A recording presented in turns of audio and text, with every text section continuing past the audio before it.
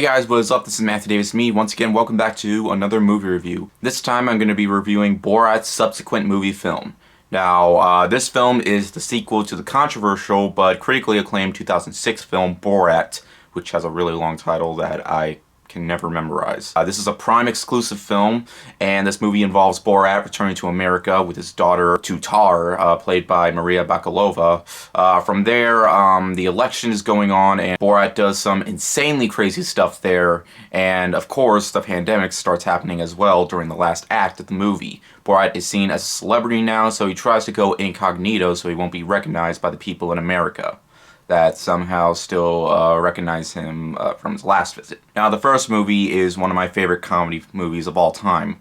It is offensive and can be very cringy, but honestly, it's that good type of cringe, if that makes any sense. So when I heard there would be a sequel, I was looking forward to it, but at the same time, I was a little nervous as well, because I wasn't entirely sure how a sequel to Borat would work today. Surprisingly, just like Bill and Ted Face the Music, this is a comedy sequel that manages to be almost, if not just as good as its predecessor. And both movies are sequels that came out long after the originals. I really found myself enjoying nearly everything about this film. Sacha Baron Cohen is once again hilarious as Borat. He hasn't lost his personality whatsoever. He still gets into normal American situations that he still doesn't understand in the most comedic of ways. His daughter, played by Maria Bakalova, is also very funny as well. She basically acts just like him in certain ways and still manages to give a very funny performance. Now, just like the first movie, this film is going to offend you in so many ways. There are lots of sexual references and focuses on stuff that we ourselves are witnessing today in this world. Also, the way Borat treats his daughter by keeping her in a cage and trying to sell her to a man for marriage will simply have you shocked. But because Borat is from a different country and the fact he gets in trouble and questioned for his actions makes it all the more hilarious.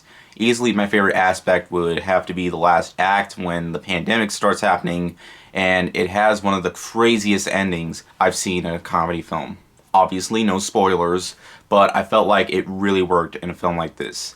Now, I can't say this film was entirely better than the first film. It does have its moments that didn't fully land. I didn't really feel this movie was as quotable as the original film.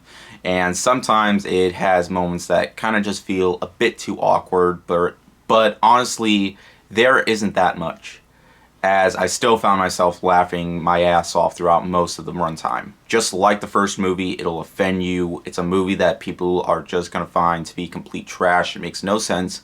But for me, because it focuses on stuff we're dealing with today and does it in the most shocking and offensive way possible, it honestly feels smarter than most could think. At least that's how I see it.